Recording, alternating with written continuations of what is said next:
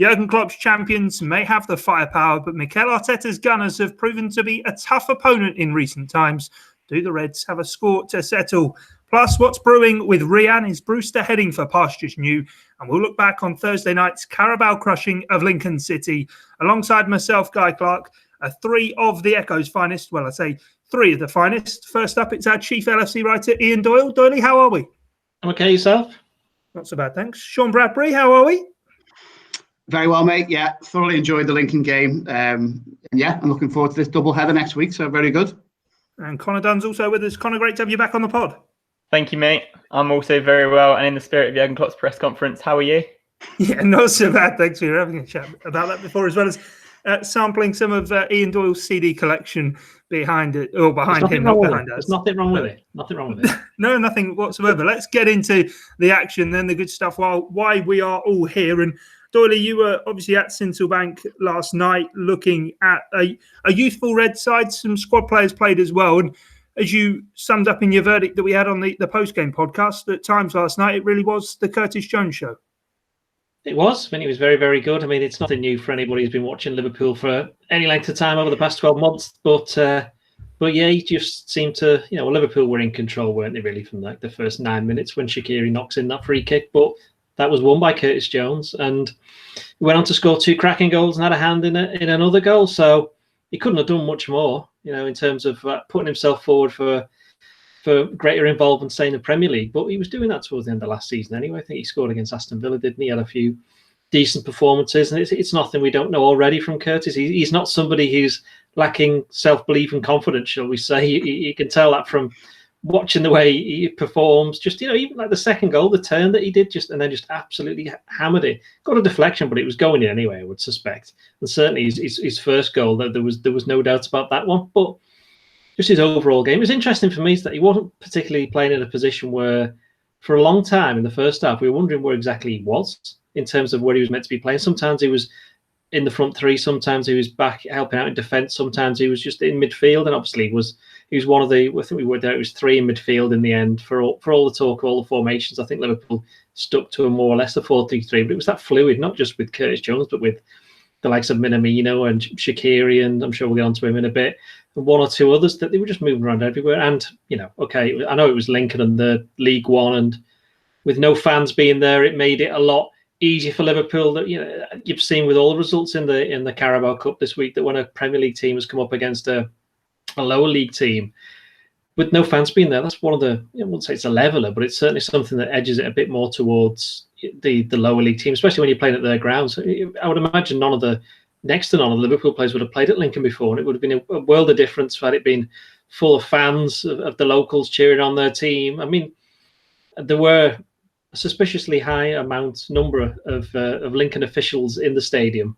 has to be said. It's more, there was more than I've seen in any of the games that I've been to since we've been behind closed doors. And they made a bit of a racket, to be honest, in the second half. When Lincoln scored, they were proper cheering, so it gave it a little bit of atmosphere, but it's nothing like, if it had been full. And I think it became a training ground exercise in the end. And the second half was mildly amusing, although not for people who are trying to write their reports and wish they just stopped scoring. Yeah, no, I bet. And you mentioned all action, local lad in the middle of the park, Sean, wearing the number 17. We've seen that one before, haven't we? We have indeed. I think with Curtis, something that's been afoot for a while. Like Doyle said there was those cameos last season. And anyone, again, as Ian said, who's watched him for the younger youth sides, he's clearly been a prospect for a while. But I think there's been a couple of things recently that have told the story as well. In pre-season, it was Stuttgart, wasn't it, where he started the game in an otherwise fairly senior side, and he just looked good. He just looked comfortable, and he does always back himself, as we've said before. And then I think the other one that gave the game away about intentions for him this season was that sub against Leeds, where he came on like 65, I think it was, when the game was 3-2. The game wasn't yet won, but there he was being introduced to the team when there was other more experienced options on the bench. And I think, it was just a signal of what to expect. And Dory summed it all up there in terms of his performance, winning that free kick, scoring two great goals. He's just very involved. He's always so impressive. I think that just the way he carries himself on the pitch now, I think he's elevated from being a youngster who maybe looks a bit timid and shows a bit of inexperience. There isn't really any of that with him now. He looks the part every time you see him. And yeah, only other point I'd make on him, I think it's quite clever the way Klopp's managing his development, or outwardly seems to be handling him. He said something last night about we're going to have a lot of fun with Curtis this season. And I just like that. It kind of takes the pressure off a little bit, maybe encourages him to play his natural game, which is obviously quite expansive and likes to shot from distance, likes to try things, likes to try and be creative. And yeah, I think otherwise, to go back to your original point about Xherdan, there could well be a lot of pressure on this lad's shoulders quite easily with that number and just the weight of expectation of a young scouser coming through who's clearly good. But the way that the club is operating at the moment and the way he's being brought through, I think does take that off his shoulders a little bit. But my favourite thing he did last night was his acceptance speech when he got his Man of the Match award on TV. It was like he'd won the Best Newcomer Oscar. But yeah, I absolutely loved it. I think that's what you get with him. He's just, how he is on and off the pitch is so natural. And yeah, it's just great to see. Yeah, what did you make of him, Connor, as well? Because as Sean said, there is going to be pressure on him being a local lad. But I suppose with that midfield makeup, he offers something, I suppose, really maybe Alex Oxlade-Chamberlain's the only other player like it who does have that goal threat so continually within his play from midfield. Yeah, absolutely. Well, it's interesting, isn't it? So obviously we know what Curtis Jones can do. We've seen what he can do. But the fact is he keeps doing it and he keeps performing. His first team games, it's situations, he won the free kick for Liverpool's first goal. He's scored in the third. He's put the game beyond Lincoln almost himself, really. I think he just had too much for them to handle. And I know it's only League One opposition, with all respect, but they were coming into that game decent form, beat Bradford 5-0 before that in the second round. So, they're a team full of confidence. They're a young side as well. But yeah, Jones just head and shoulders above everybody. But yeah, as you say, there could easily be so much pressure on him. But the makeup of this Liverpool team now and the talent that's around, the fact that Trent's coming through, and obviously he's like one of the world's best players. He's another Scouser. It's just the tensions are diverted elsewhere. And yeah, as Sean said, the fact Klopp said they're going to have a lot of fun with Curtis Jones. It goes back to obviously what Doyle said. Jones was able just to roam all over the pitch last night and just get involved with everything, link up the play, push it out wide, drive Liverpool forward, beat players, take players on, take shots on, just kind of do what he liked. And that's when you clearly see the best side of his game. And he was absolutely great to watch.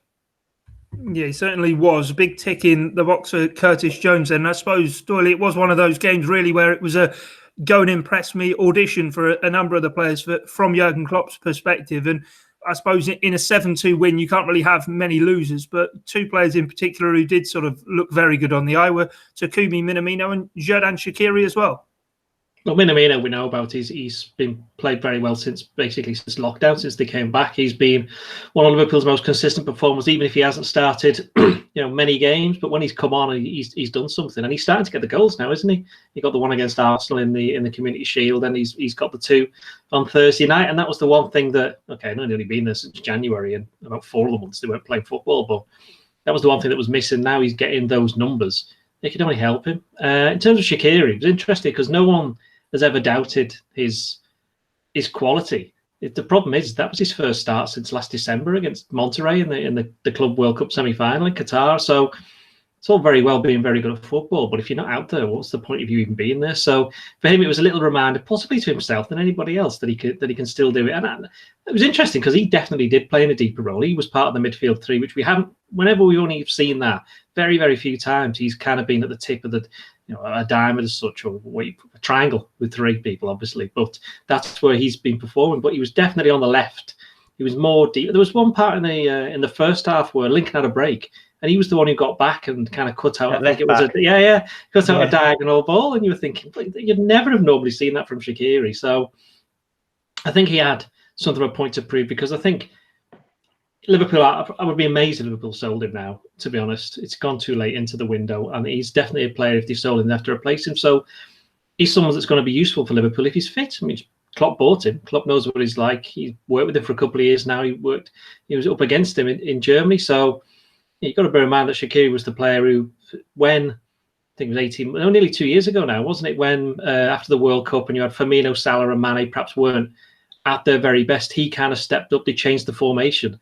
And it's interesting that you've heard this kind of talk from Klopp and Pep Linders over the last couple of weeks about wanting to be more unpredictable and doing more formations. And that kind of plays into Shaqiri's hand, because he's somebody who can play in a number of positions, and the more Liverpool open up their tactical, innovations, he's got more chance of getting into the team. So, I mean, probably we might mention Marco Grujic in a bit. That was his first appearance since in December 2017, but the biggest comeback of the night was either Grujic or Shaqiri's hair.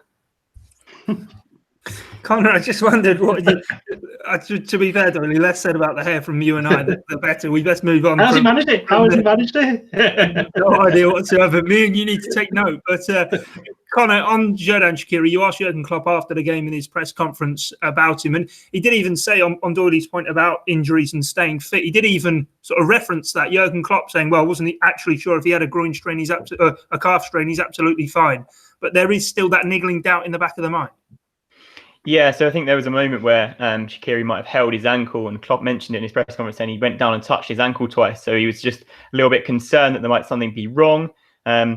Obviously, with the injury record Shaqiri has, it's only going to be natural, isn't it? Because with a player like that, you want to try and keep him fit. And as long as he stays fit, he's clearly got the talent. I think Doyle wrote in the live blog last night that this is what Shaqiri can do. He's got that little bit of quality that can win games, that can turn games, that can, get a team on the front foot and provide something, and we obviously saw that last night. And yes, it's interesting in terms of Klopp bringing him off, saying he made a bit of a mistake, because obviously Shaqiri came off and said, no, boss, I'm absolutely fine. But obviously Keita introduced to the game then, and Liverpool scored another anyway, so perhaps the right time to bring him off.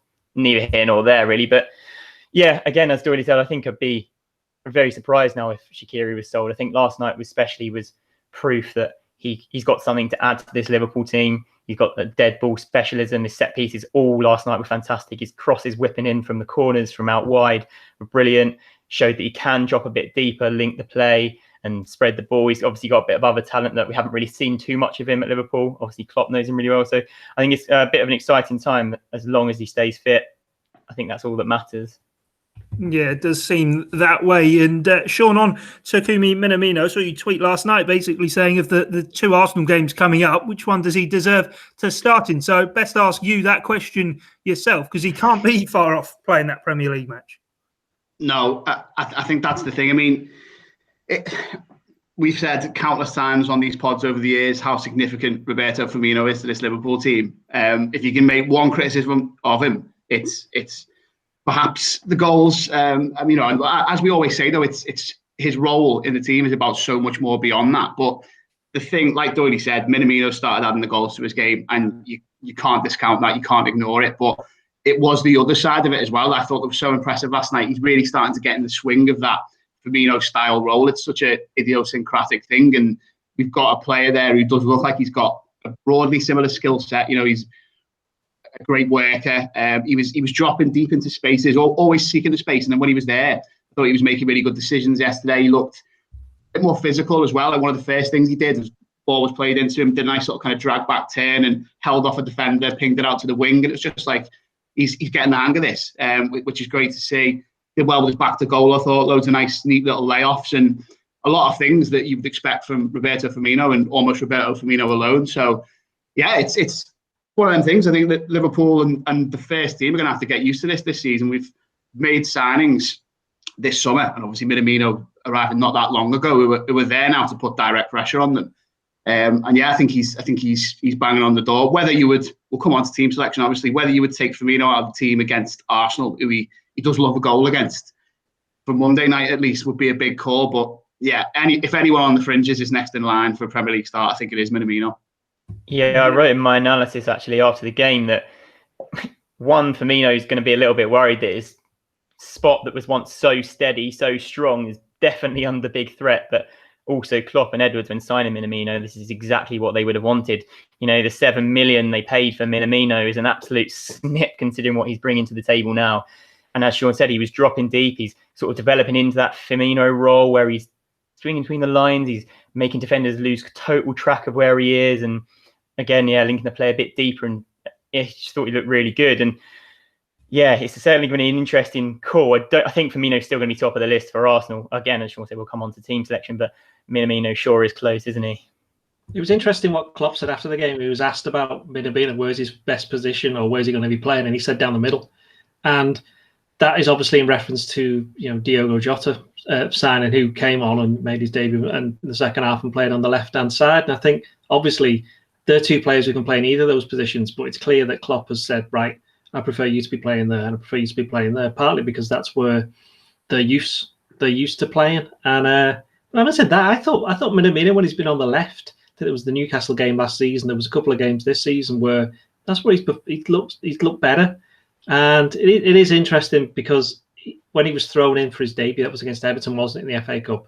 I'm pretty sure he played down the centre against Shrewsbury in the FA Cup. I might be wrong on that one, but he didn't.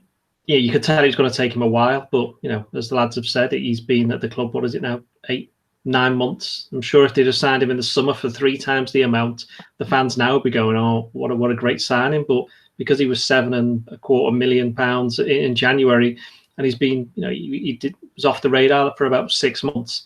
He hasn't quite had the same build-up as the others, but it's allowed him to do what Andy Robertson did, to do what Fabinho did, and that's get used to the way that Liverpool want to play. Don't forget how hard it is getting into this team. The Premier League champions, the European Cup winners the year before, and they're still the reigning world champions. So it's not a bad team to get into. And if he is going to be pressing Firmino's place, then everybody wins, because Firmino was obviously going to have to start playing better than he is.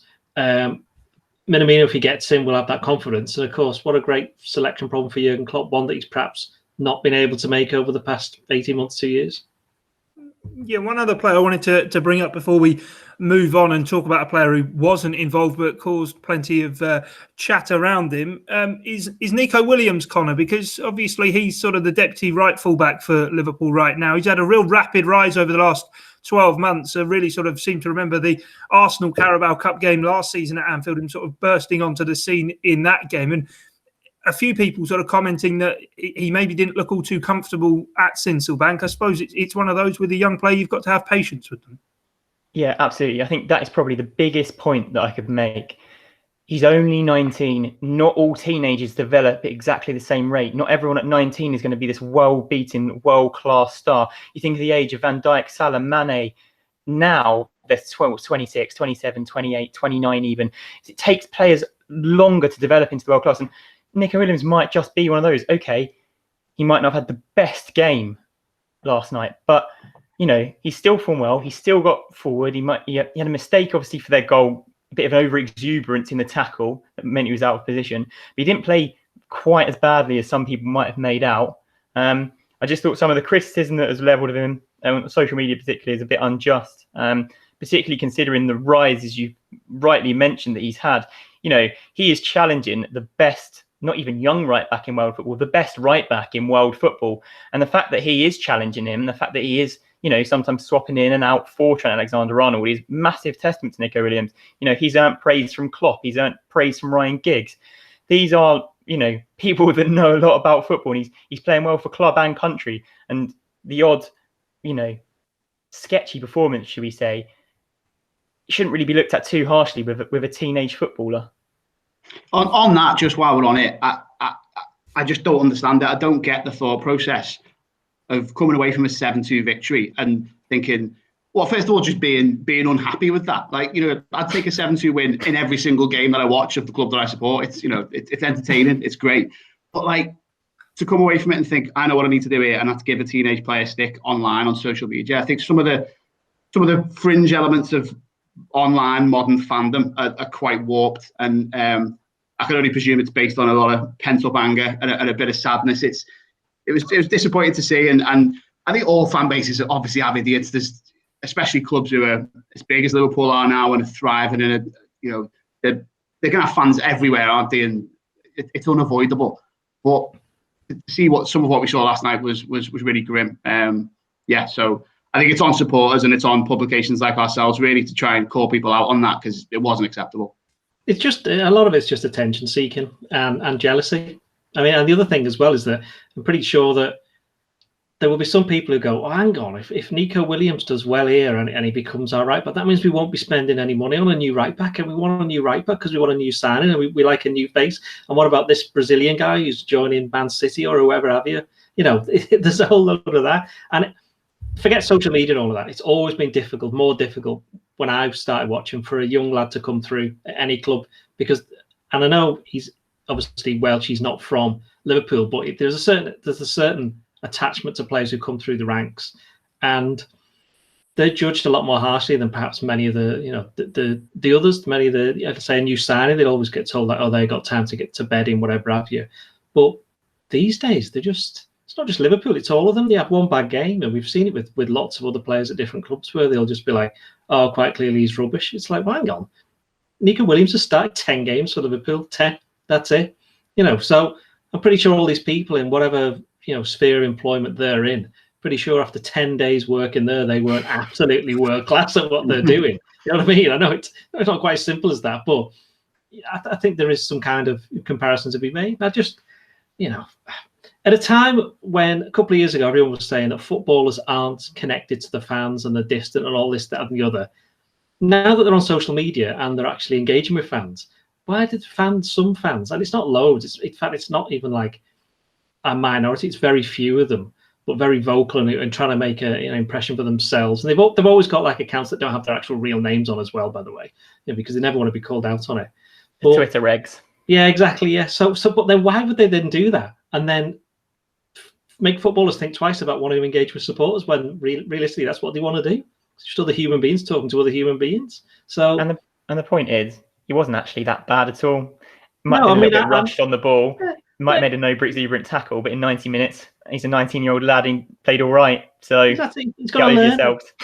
If you're going to learn from a game where you've won 7-2. Yeah. I mean, it would have been a bit different if they got beat 7-2 and he'd been responsible for 5 of the goals. Then there might be a... But then, of course, the thing there is that then they won't absolutely slaughter him because then they go, oh, that's we can't be too cruel on him. So, I don't know. People, Yeah, definitely. Let's move on though. Let's move on and let's talk about Rhian Brewster, Doyle, who wasn't involved in the matchday squad. And amid interest on Monday, we were talking about Crystal Palace. Their chairman, of course, Steve Parish, came out and sort of rubbished that one. But now it's Sheffield United who seem to sort of be one of the teams heading the queue to take him away from Anfield. Where are we with Rhian Brewster? Do you think come the deadline he'll still be a Liverpool player or not? Well, as you say, he wasn't in the squad, was he, for the game at Lincoln, whereas Marco Grujic, who we mentioned, and Harry Wilson was on the bench, which surprised me. Can't remember the last time he was involved in a Liverpool game, although he didn't get on. But, Brewster's an interesting one. You've obviously done the Palace thing early this week, which was in itself a little bit odd. But now the word from our colleagues over at Sheffield and what's going on there is that basically, Chris Wilder, the Sheffield United boss, wants to sign him. We know he's spoken to Jurgen Klopp. He's presumably spoken to the player as well and his representatives. And he wants to sign him on a permanent deal. But for whatever reason, Sheffield United are just not so sure now. Don't know.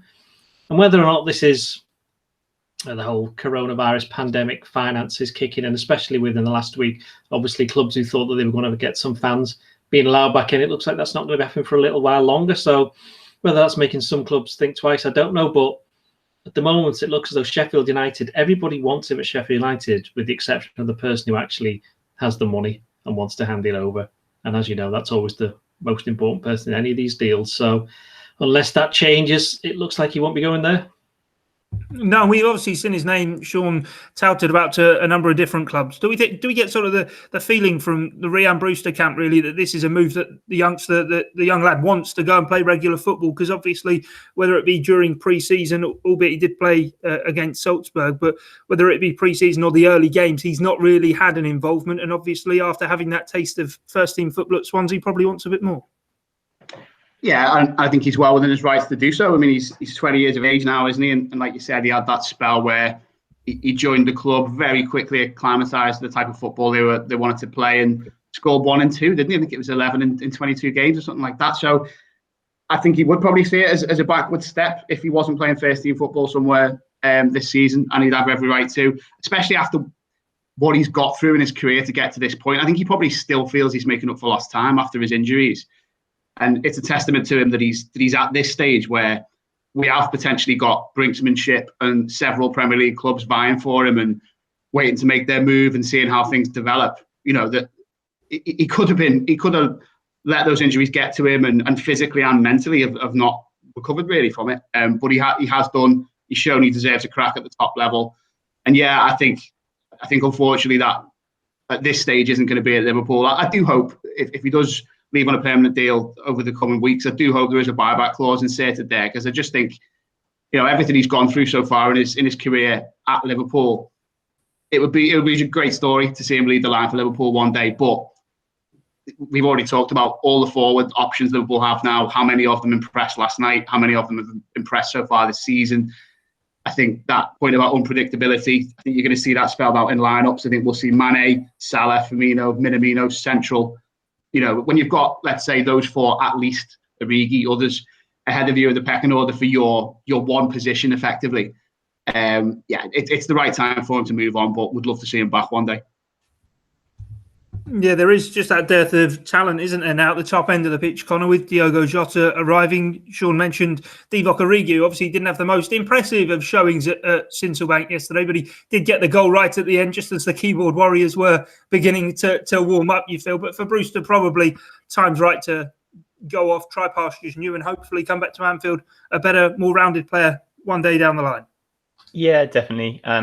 A young player who deserves his chance at regular first-team football, deserves to lead the line for a club that isn't going to be Liverpool right now, as we've discussed. But as you said, his name's been touted for a number of clubs, 7 Premier League clubs, all 3 clubs that went down last season, and that is testament to how highly rated he is, not just inside Anfield, but elsewhere, everywhere, it feels like. So, I hope something gets over the line. I hope it's of a structure and a deal structure that helps everybody, including Liverpool. The buyback clause, the money coming in over a period of time or not. I hope it all just sort of works itself out, and I hope that those things aren't sticking points that means he has to stay until January. But I have every faith that Liverpool will get it over the line.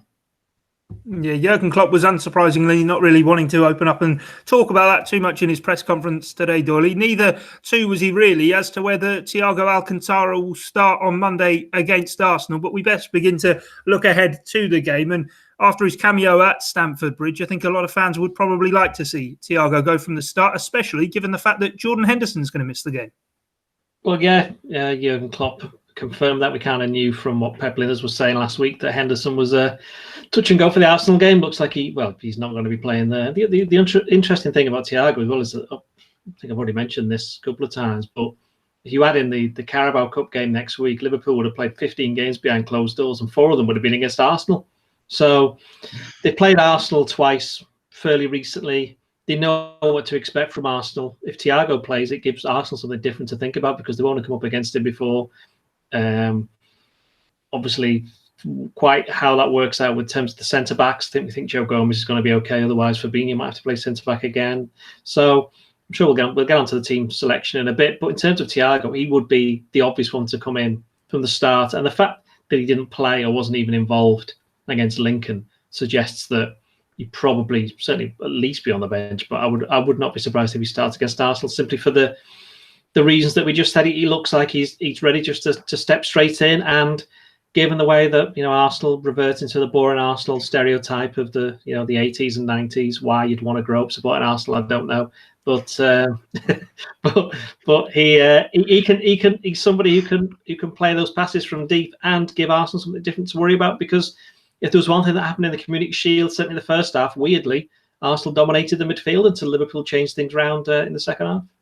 Yeah, we know where my loyalties lie in this, Sean, but as Doyle was sort of referencing there with Thiago, he might actually be the ideal player to sort of come into this game, because don't expect the, I suppose, old-style Arsenal under the back end of Arsene Wenger and Unai Emery's reign, where they would come to Anfield, pitch the back 4 up on the halfway line and let Salah run in behind. Can't imagine really seeing that, but if they are going to sit deep, that might play into Thiago's hands. Yeah, I'd say so. I think it is a difficult decision, though. And obviously, as already said, we'll come on to team selections. But there's this kind of weird little temporary domino effect, if you like, in terms of Fabinho and where he plays and whether he does need to play at centre-back. And my overriding thing would be I wouldn't rush Gomez back. But then the difficulty there then becomes you haven't got Henderson in midfield. And do you throw Thiago into a midfield which itself hasn't played together that often? That's difficult. But I think tactically you make a fair point there. And Klopp was talking about that, wasn't he, the way Arsenal defended a kind of 5-4-1, and talking about their kind of tactical flexibility, but what to expect. And I almost think now that Thiago does have that big advantage of having got those minutes against Chelsea. I know it was only a half. I know it was against 10 men, but with what he's faced in front of him in terms of defensive ranks to try and break down, I don't think it'll be that dissimilar at times. Certainly, well, as you say, in the defensive shape of Arsenal. Obviously, I think Arsenal will threaten more on the counter, and when they do get on the ball than Chelsea did, they've got a bit more verve even in that setup and more cohesion. The lads up front obviously know each other's games well, don't they, compared to Werner and Havertz, who are still getting used to things. So yeah, Klopp said he was in contention. I'd expect to see him on Monday, especially as Doyle said after he completely sat it out last night. Said he was in contention with a rather wry smile, I might add. But why buy a 29-year-old if he's not ready to come straight in, is my kind of feeling. He's obviously really highly decorated, world-class, super talented. Saw that against Chelsea straight away. He's got all the attributes that, teams that sit deep and that low block kind of tactic against Liverpool. Like, if Thiago's given that free rein to kind of pick off passes, he'll do that absolutely at will. And then by the same coin, if teams try and get up and get around him a bit, it's going to open up space in the defence. So I think he's got to start. Jurgen Klopp's not one for really wanting to get into rivalries. We saw that last week, obviously, with all of the Frank Lampard stuff. But Doyle, as you say, with the two games that have not gone Liverpool's way in these last two meetings with Arsenal, actually, Liverpool have only lost one. The other one was a penalty shootout. So really was a draw. Do Liverpool go into this with a score to settle? Does this group of players have that mentality about them of, well, actually, these ones did get one over on us, we want to beat them? Or do you think it's just a case of, as Jurgen Klopp always likes to say, we just sort of attack every game as it comes around? I think individually, like, you look at Van Dijk, will be quite keen not to make the same mistake that he made against Arsenal in the game at I think he said Highbury then. The game at the Emirates back in when was it? July, 15th of July, yeah. That feels like forever ago, doesn't it? What is it? About 2 and a bit months. God. Anyway, yeah. So no, I don't think Liverpool have a score to sell. I think Klopp, as he said quite a few times now, he's got a lot of respect for Arteta. You've got to bear in mind that I think the Arsenal team that we're seeing now under Arteta is more like, you'll have learnt this while he was at Everton under David Moyes, and while he's obviously spent all that time working with Pep Guardiola at Man City. I think you never saw City play like this. Just getting the basics right, and that's what a lot of teams have tried to do against Liverpool in the last 2 years, and most of them have failed. And I think, yeah, it was a draw, the last one, wasn't it? And the only reason Arsenal got anything from the game at the Emirates was the 2 massive mistakes from a Liverpool team that were already thinking of finishing the season, just getting through these games because they'd already won the league. And Mikel Arteta said after that game, he said that the gap between the two teams is absolutely enormous. And I don't think it's any surprise that Arsenal went on to win the FA Cup by beating Chelsea and City playing exactly the same way, because it kind of that is exactly what the best they can do with the players that they've got. And now they made 1 or 2 signs. It'll be interesting to see how that develops, but it won't be developing on Monday because there's no way that Arsenal do anything other than what's proven quite successful for them. So Liverpool know what they have to overcome, and that's why we mentioned Thiago will be of importance, I think. And that's your question. I don't think Liverpool players will be massively keen to beat Arsenal because it's Arsenal. They just want to win 'cause it's every game. Yeah, we might see a different game between these two sides, sure, no, because in the 11 meetings since Jurgen Klopp's come in, he's never seen Liverpool not score against Arsenal. In fact, 33 goals in 11 games. There have been 21... any manager.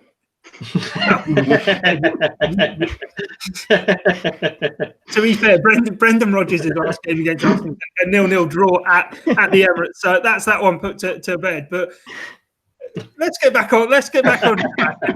Sean, I suppose we are going to see a different game because quite often these games are very open, very expansive, and Liverpool score a lot more goals than Arsenal. But this time, as we've already sort of been saying, it is a very different Arsenal team, and Liverpool might have to be patient in breaking them down. Yeah, I think as well that with both teams having won their first couple of games, and that being the case for quite a few other teams. And I'm not saying that this pack that's on 2 wins, Palace and Everton and others, is going to be a 6, 7, 8-way title race. But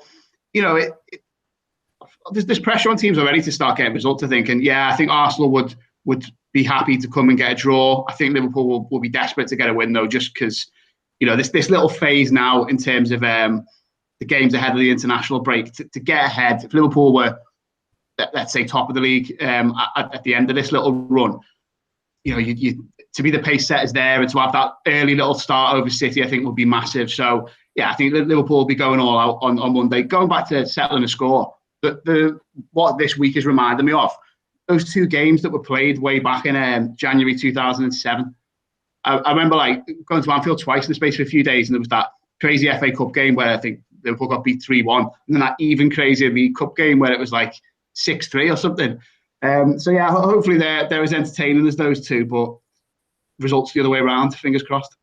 I do not want them that entertaining. Thank you very much. Just a nice 3-0 with all the goals in the first half. Thank you. That's what we'll need for both games. Yeah, I think there was a hat trick for Julio Baptista in an Arsenal. Did he score 4? It might have been 4.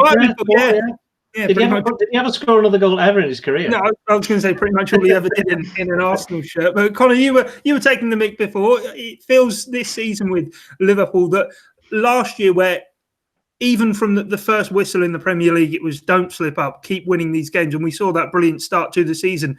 This year with Liverpool, it feels as though being champions, there's more of a relaxed, assured confidence. Yes, need to keep winning these games, but maybe not putting as much pressure on themselves.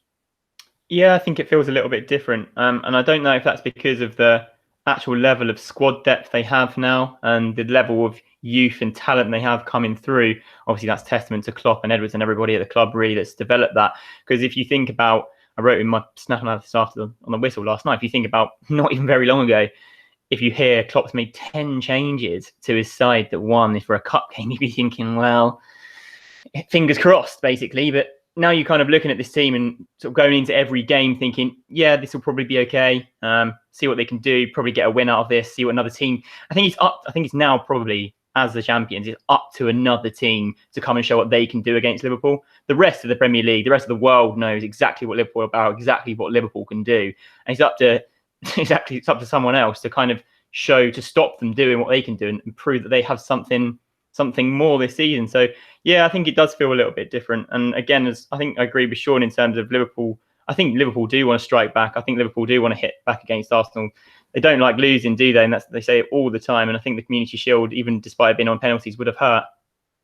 Yeah, definitely. Let's get into the team selection, because I think ahead of Monday night's game, there's plenty of time to think about it. But I do think it's quite an intriguing one, maybe the first poser of the season, really, for Jurgen Klopp to really have to think in depth about his team selection for a game. But Doyle, start with you, and I imagine we're all going to be in agreement. Alisson Becker is the goalkeeper. How would you think that the back four is likely to line up, Doyle? Well, if Joe Gomez is fit, I would imagine if he's fit, that means that he can't have been that injured in the first place, which is what Jurgen Klopp said at the time. So if he's fit, he's got to play. And then you've got the rest of them. Trent's had a rest, Andy Robertson's had a rest, and Virgil van Dijk may as well have had a rest in the first half, to be honest. I'm not even sure he actually ran at any points. And when the first half ended, he just got off. Thought he was going to go home, just get a taxi and get home before everybody else. But no, he was still there at the end. So yeah, the normal back four.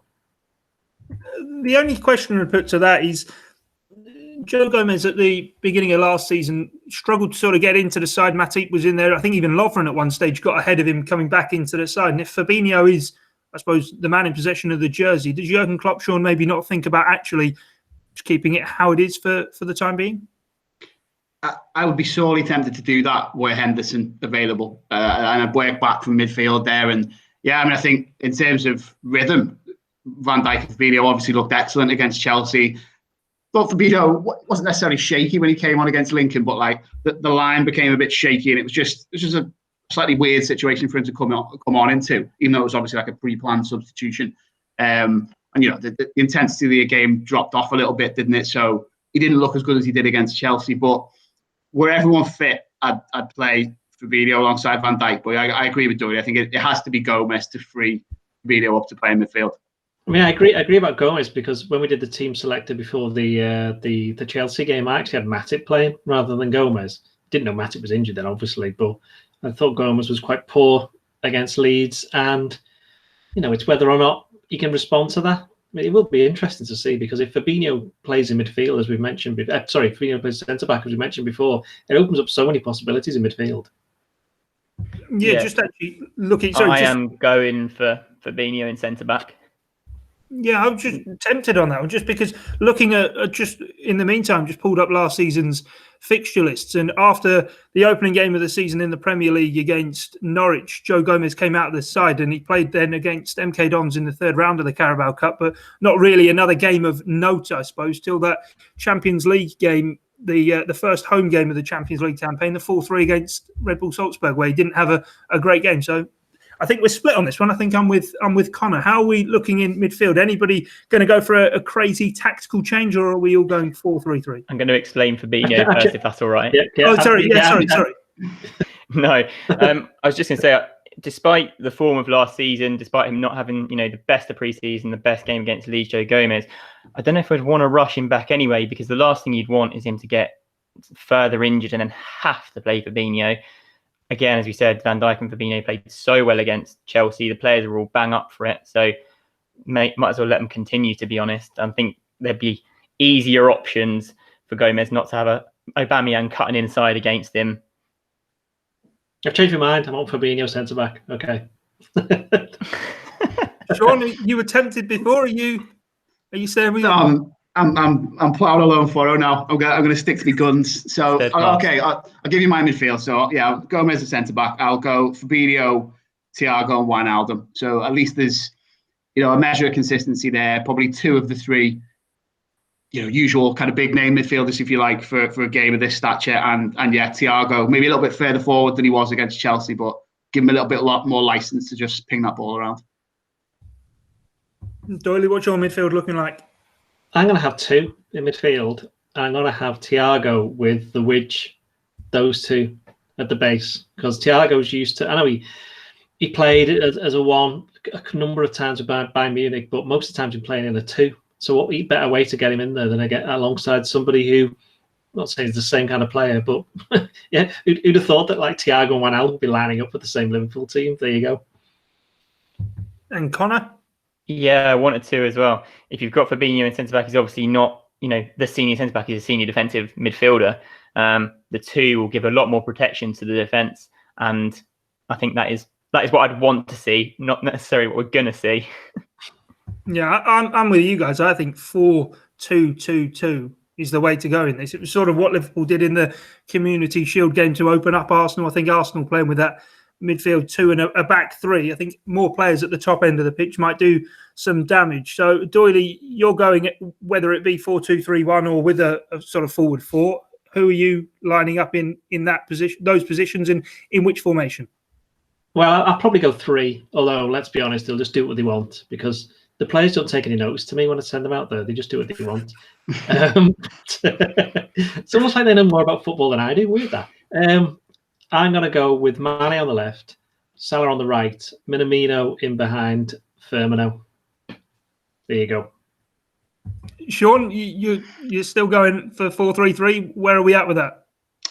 Yeah, I'm gonna play the usual suspects. So Firmino and his proud goal scoring record against Arsenal, he stays. And obviously, yeah, Salah and Mane either side of him. But I'm gonna have Minamino on the touchline warming up throughout the game, eyeballing Firmino and saying one false step from you and I'm coming on. Yeah, and then you've got the option. To be honest, you make a good case, and especially given the second half of the Community Shield, that you've got the option then of Minamino on and switching the shape if it needs to be done. Using midfield? My midfield? Yeah. Fabinho, Thiago and Wijnaldum. He did go through that one before. You must have been having a nap then. Sorry. Yeah. Connor, how's the top end of the pitch looking for you? Yeah, look, I think a 3 and a 1 with the two will do a lot of damage, but it'll be so fluid as a 4 with Minamino and Firmino swapping places, same players as Doyle. Then you've obviously got Jota to come on. Curtis Jones might be on the bench. There's just so much talent that you can bring on. The players can work exceptionally hard, do loads of damage early on, and then bring in the reinforcements if needed. Yeah, it will be interesting to see how it plays out. Before we go then, let's quickly go around with our score predictions. Sean, I'll come to you first for this. 3-1 to Liverpool. Doyle? 5-5. No, not really. That's Thursday. Yeah, don't say that. It will be 2-1. 2-1 to Liverpool. And Connor? 3-1 Liverpool. Well, we'll have to An wait. Optimistic 3-1 though.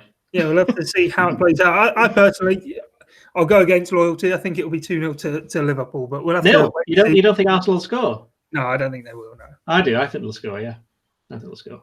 We'll have to see how it does play out. But that's all from us here on the Blood Red podcast. Enjoy your weekend ahead of next week's feast of football to come at Anfield. Check out everything else we have on offer across on the Liverpool Echo website, as well as on the Blood Red channel, whether that be podcast offerings or our dedicated YouTube channel.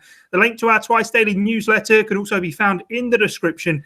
And if you like, rate, review, or subscribe, that's always very much appreciated. Thanks for your time and company. Bye for now.